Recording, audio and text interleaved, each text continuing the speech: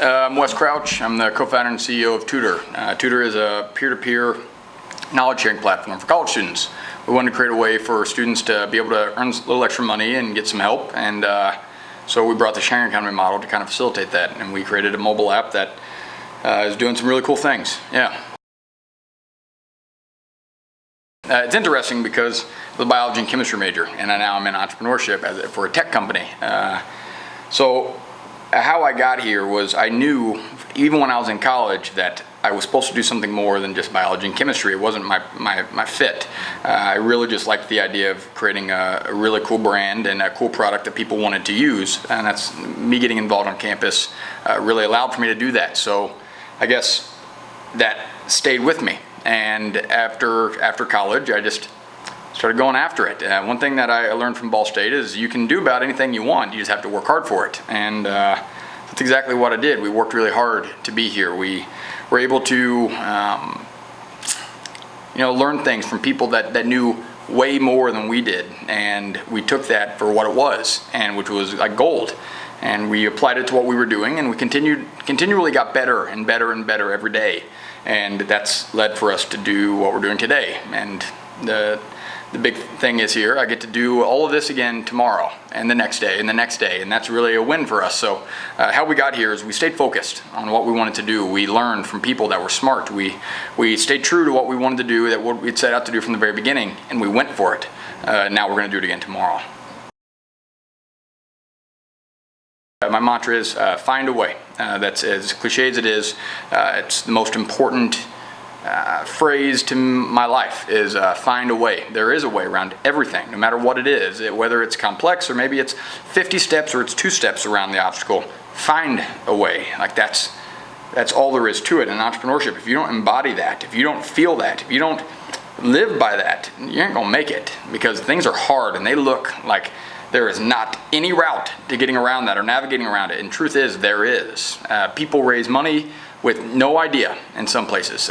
People raise money with no product. People raise money with not good products. And they even create products that never had a leg to stand on, but they made it happen because they found a way.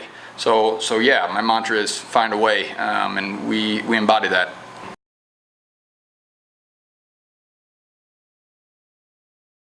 Shoo, it's an interesting question. I think it's multifaceted. So I think the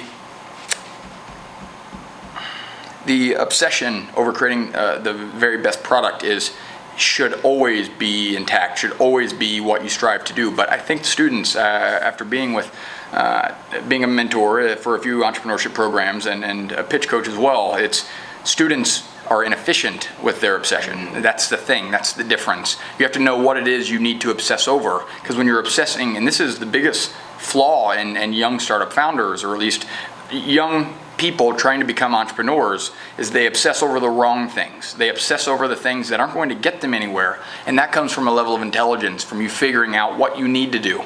And that's what truly differentiates an entrepreneur from one that doesn't make it, is somebody that is willing to obsess over the things that get you to the next level. You have to find a way around those obstacles. Obsessing over something is really just you're obsessing over something. Obsess over something that is efficient. Obsess over your product in a way that gets you to the next level. People just lose sight of the value of that obsession, I would say. That's really interesting.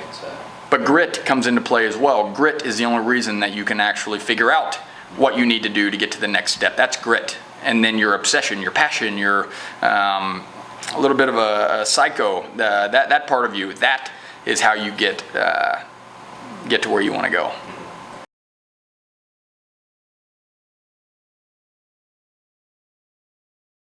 I do.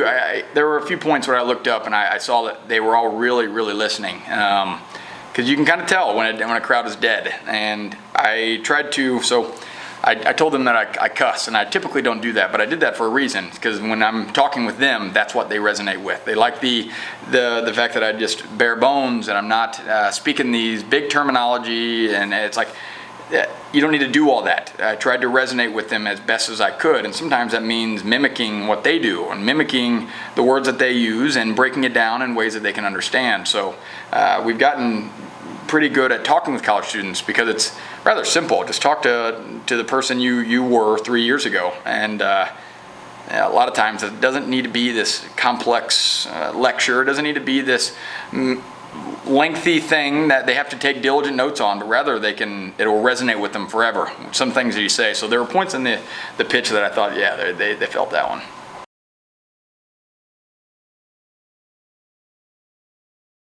Yeah, that's so it's funny you bring that question up. So when I was kind of going over this pitch with my team the other day, I said a successful pitch today is going to do one of two things.